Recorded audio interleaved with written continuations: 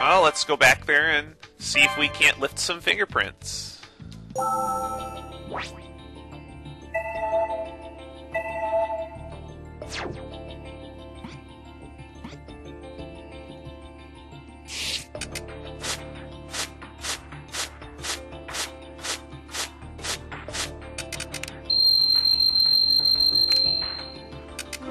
Aha! So many. These are all the same fingerprints. It's likely they belong to the victim. Now, why would she leave so many fingerprints on the floor?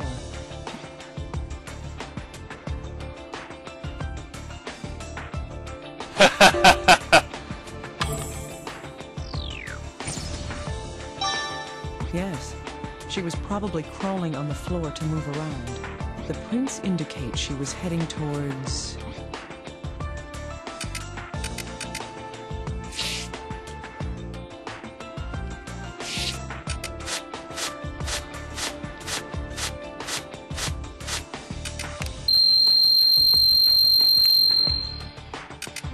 The prints on the floor lead to the room's entrance. They're even under the mat. What's underneath the mat? Nothing. What could this mean?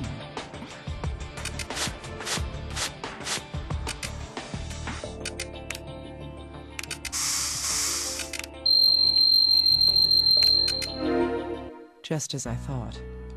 These are bloodstains. They must be Veronica's. Considering the facts so far, these bloodstains must have been caused by...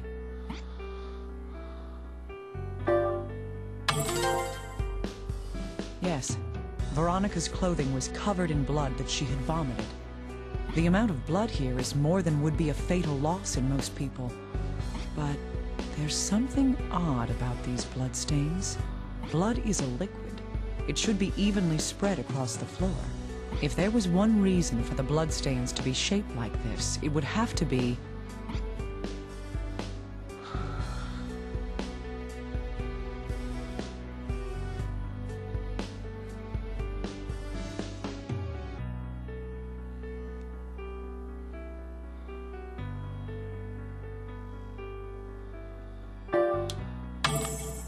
Oh, okay. That was careless.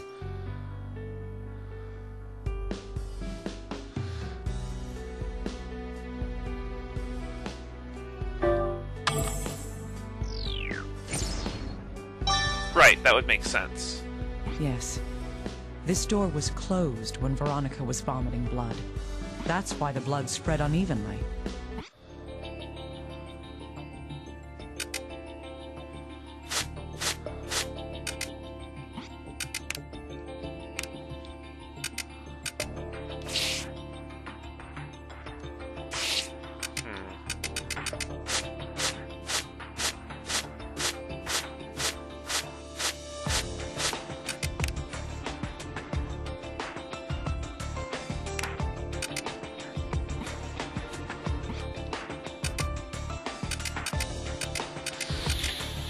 Huh. Now what else could be in here?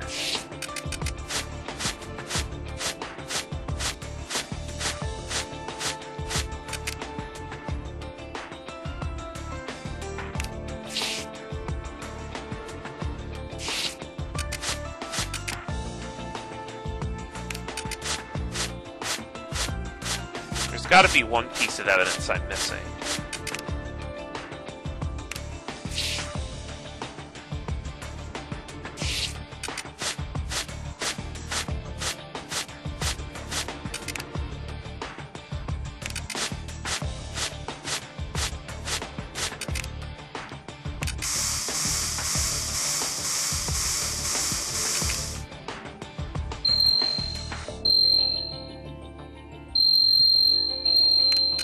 This door... Oh my god! The room is now in the same condition as it was when that happened. Oh my god, that's a lot of scratching on the door. The lower part of the door has numerous scratches on it. What could these scratches be?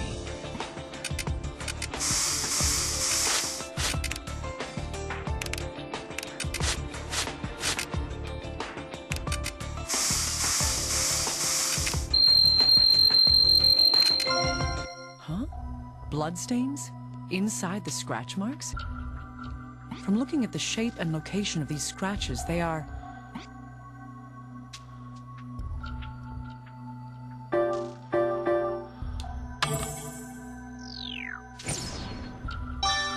Yes, these are traces that someone had clawed at the door. On top of that, it was done with such desperation that their own nails cracked and bled. Wow.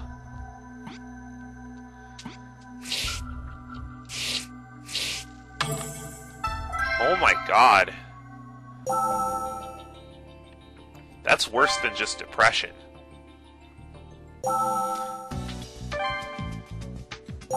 Man, the victim was in a horrible mental state. These bloodstains are at the entrance to the room. The door was closed when Veronica vomited blood.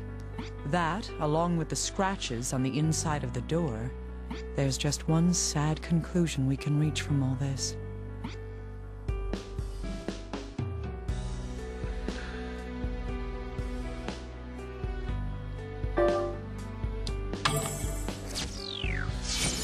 She was locked in her room.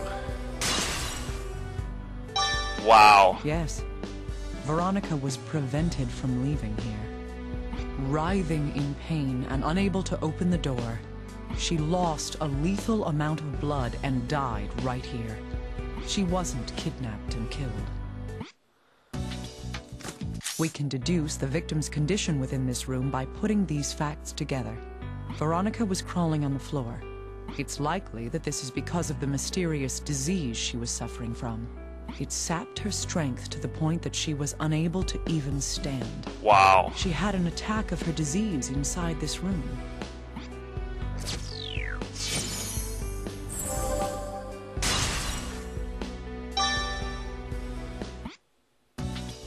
So even though there was a crime committed,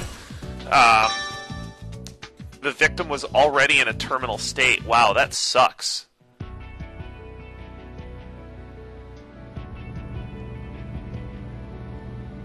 The dead shall speak. Let's put together the truth of what happened here.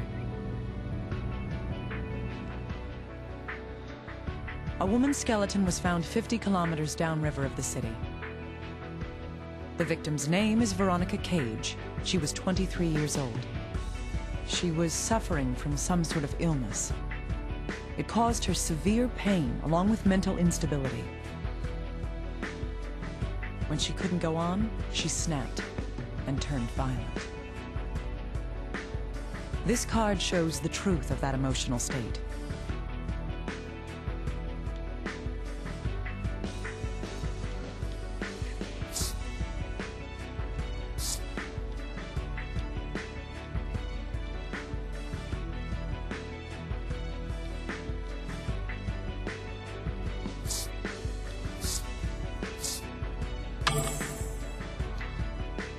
The patient had frequently physically assaulted her parents. This same disease finally caused her own death as well. This card shows evidence of that final attack.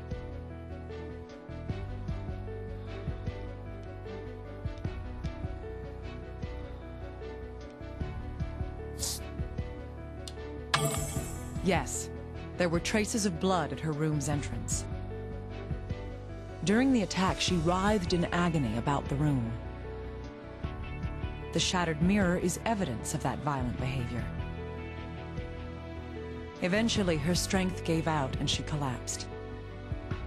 She used the last of her strength to try to leave the room. However, her one final wish was left unanswered. This card speaks to that sad truth. So this wasn't even really a crime.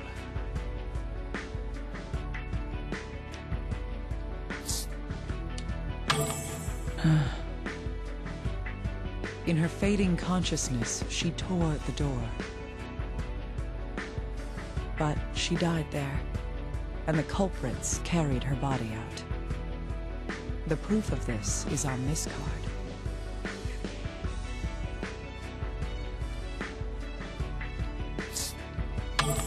Exactly.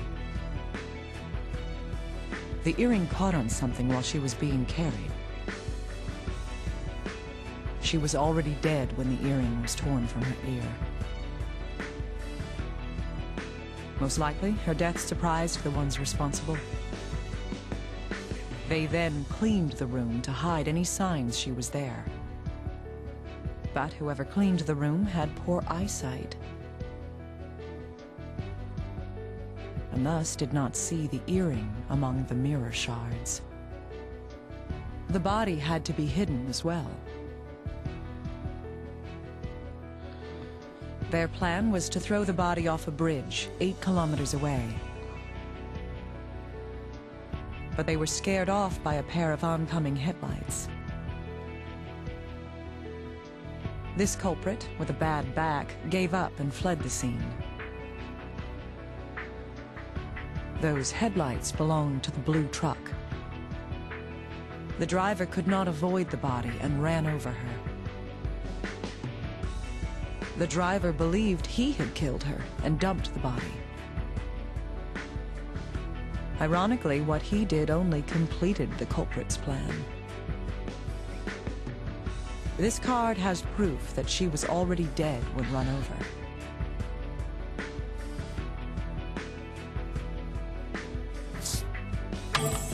Hiding a corpse is a crime, but the driver wasn't the murderer. The ones responsible are those who locked her away to die. She sought help, not knowing that none would ever come.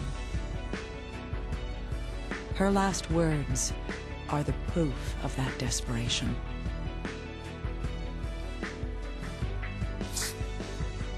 It hurts! Mom! Dad! Help me! So it was her disease that hurt, not This the people who is the whole abducted her. truth in how her life was cut short. I was not expecting that kind of a conclusion to this case. I don't know what the dead want, but the truth must come out. I'm going to see the ones who cut your life's thread short.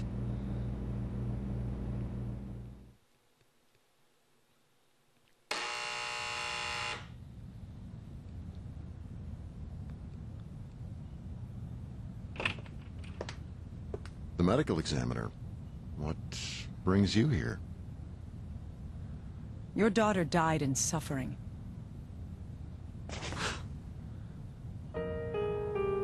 She struggled, she shouted, and she clawed at her door. She tried to escape so terribly that her own nails tore off. Why didn't you open the door? There was no choice. We wanted her to be happy. We wanted her to be normal. We never thought this would... Her death may have been inescapable. But you defiled her death in order to protect yourselves. That can never be forgiven.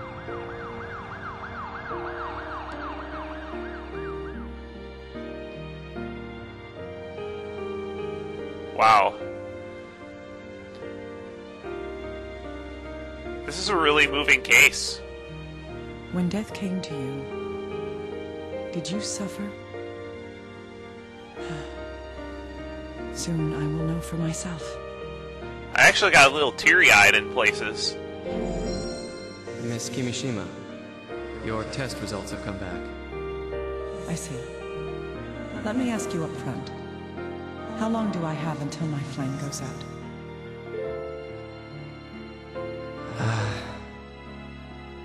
A year at best. Maybe 6 months. I understand. Thank you, Doctor. Dr. Kimishima, the helicopter's here to take you to the lab. All right. Thank you. Oh, right. That was from Second Opinion, I think, when, either Second Opinion or New Blood, I can't remember.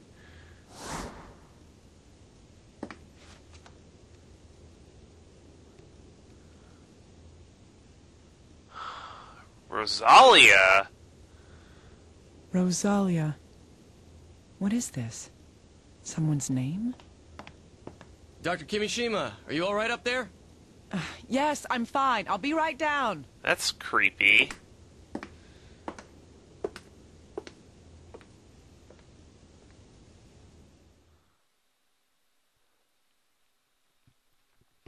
Wow, that was a really creepy case. Well, I'm actually kind of exhausted after that one. Join us next time on Let's Play Trauma Team when we begin a new mode. I believe we get to begin Maria's operations next time.